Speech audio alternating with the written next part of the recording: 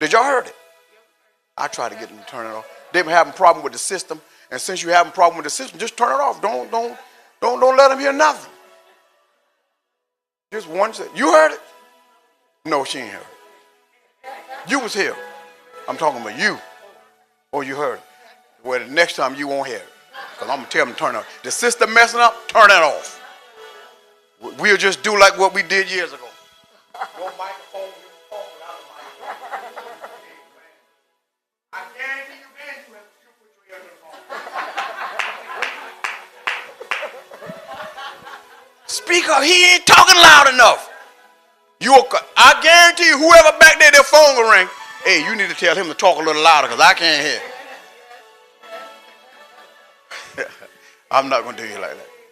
I love you too much to do you like that. But she told me this. See, y'all, why you got me here? Listen to this woman. And this woman already said then she come out, she told me, she said, Pastor King, I'm going to just be honest with you and tell you the truth. She said, I'm not growing. Ooh, Jesus. All this in you and you're not growing? She said, Pastor King, all I'm doing is just sitting there. I'm not growing. She said, I'm not growing. Oh, Jesus. Now I understood why you don't understand the gift that is in you. You have a gift in you that if you speak a word, it causes things to multiply. But you don't understand the gift because you never grew into it.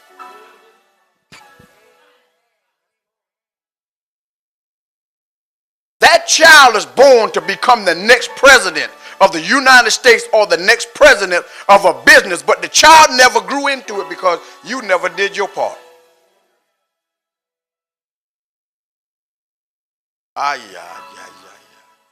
It takes participation. And so I'm saying to myself, let me share this with you. This is what people don't understand. And I'm going to try not to. Preach and hoop and holler until you get happy. I want you to understand something. Listen to me. You will never know how great an anointing is on a person's life until the person dies and the anointing is transformed to somebody else. And that person begin to walk in the anointing that was on your life. And then we begin to see how great that anointing was. But you were afraid to do it. Highly anointed. But afraid to do it. So I'll never know how great the anointing is until it transfers to someone else.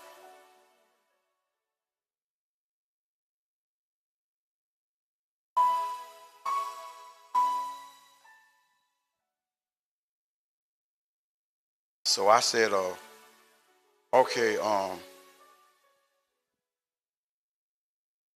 conversation coming but to the end. And I could tell she wasn't growing, but she still called. That gift is there. And let me share something with you. You being who you are in God, you have to know how to pull. You have to know how to cause the person. You have to know how to pull on the gift that is in the person, to cause the person to flow in what he or she really don't want to flow in, or what he or she thinks is dried up. I master this. I know how to pull. I taught it. I know how to operate it. I know how to pull until you give me what I need from the Lord. And I know how to hear the Lord when you say certain things. Look, that's it. Yeah, you own it. Right there. She told me, she said, I'm not growing. Well, I could tell that you're not growing. I could tell that from the conversation. You're not growing. She said, I know, we got to go and blah, blah, blah, stuff like that. She said, well, I got to go do this, blah, blah, blah. And I said, well, I'm getting ready to go also. I got to go back home. So I said, don't worry about it. I'm going to pay for your breakfast. Paid for it. No, you ain't got to do this. Listen, woman, I'm paying for the breakfast. I'm not really paying for the breakfast. I'm sowing into what is in your life. I need this anointing of multiplication in my life. Yeah. Boy, what a breakfast, the price of a breakfast would get you. So she's standing there and I'm paying for it. I didn't care how much it cost. I was going to pay for this thing. So we walk outside and stand up talking and blah, blah, blah.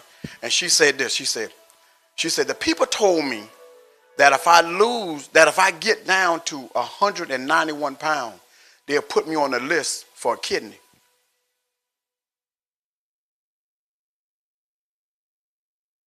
You are marvelous. Wonderful is your name. Oh, how I love you.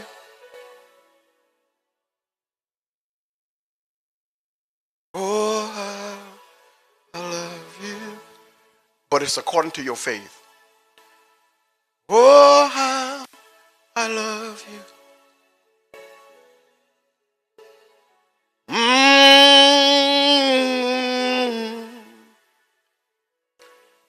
So she said if I can get down to 191, they would give me I will be on the list.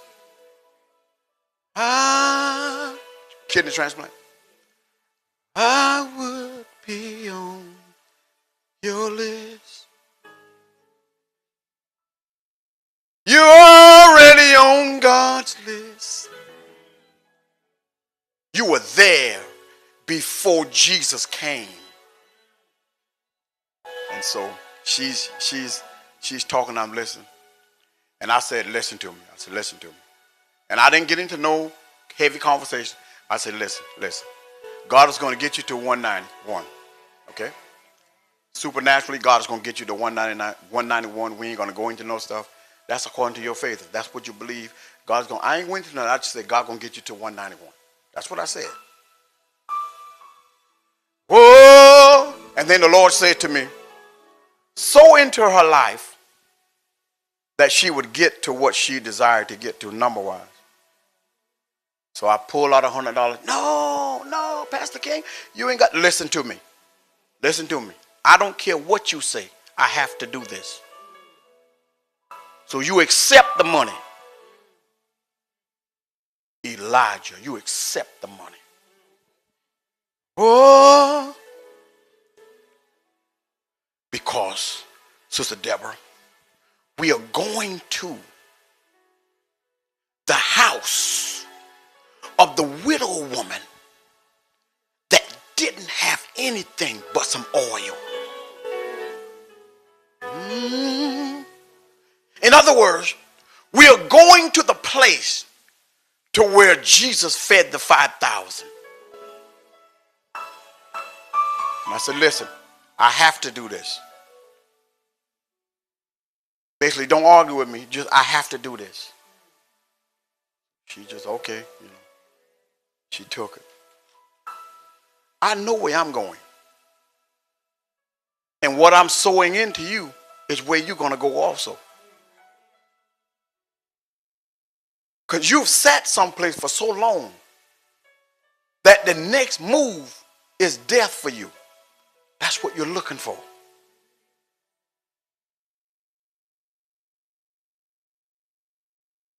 We need the gift that's in you. Whether the gift operates in me or you, we need it. And I see this gift of multiplication, this anointing, to multiply things on you. I just talked about it Wednesday, and here it is, you operating this gift. I said the city of Georgetown needed. She said, Pastor, it just seemed like I'm up against something and it's like a force and stuff, and it's like I can't. But I said, listen, you got to remember, you got certain things that's against you. They know who you are. You lost your identity as to who you were. But baby, you're going to get it back. We don't have to be in the same church. We're in the same body. You're going to get it back.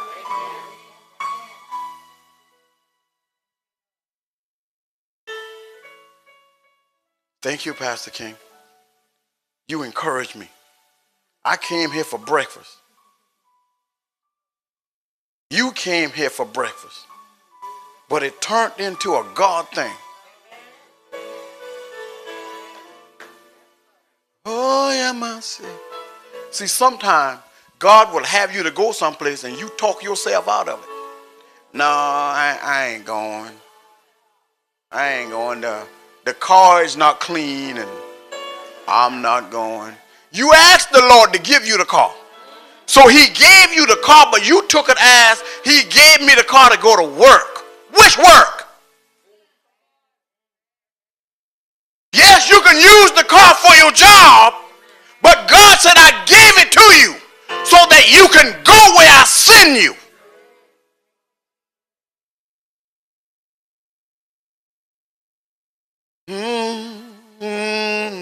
See, there's a blessing in pressing even when you don't understand why God has said do it. I don't understand why he said do it. I just got to do it. I don't understand. I told the lady, listen, you're going to take this money. I ain't giving it to you physically. I'm giving it to you spiritually. You're going to take this money. Because I'm not going home without it. You're going to take the money.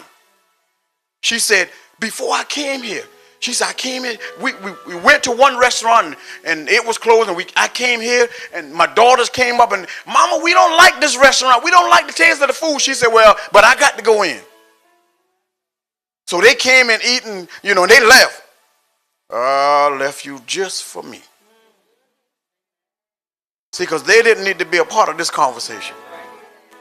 Because they were going to talk you out of what God was doing. Now, when you go and told them, when you go home and tell them what you met or who you met, listen, I tarried until God sent what I needed. No! I tarried until the prophet showed up.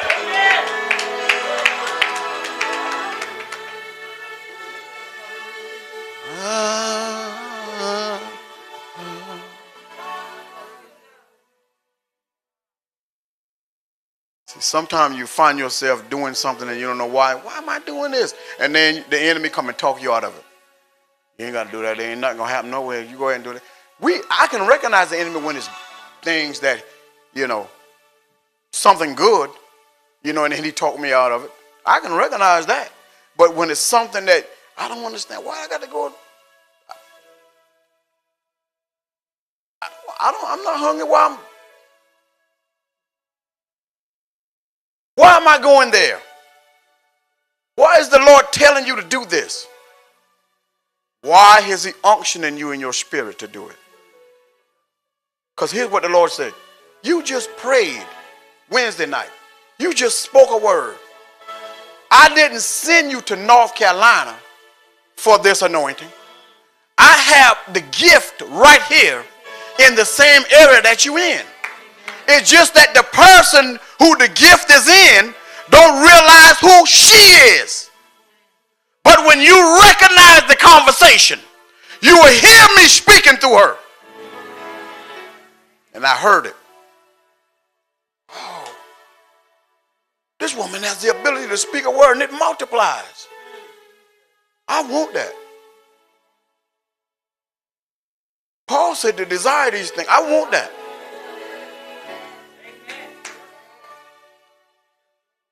And the Lord said, I'm going to get you there. He didn't say, how are you going to get you there? He said, I'm going to get you there. Let me tell you something. The little boy who had the loaves and fish, somebody had to sow the seed for that thing to manifest. And that boy, listen, a child. If you can't come to God as a child, just forget about knowing God. Because you have to come with childlike mind, childlike faith, childlike ways to get God to move.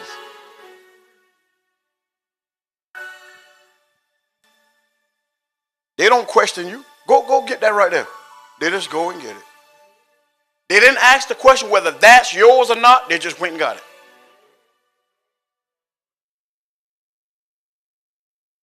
You and I, when this grew up, when you know what's in here, when it grew up to where we thought, boy, we got questions. Okay, God, off the record. Okay, God, are you white? All these questions.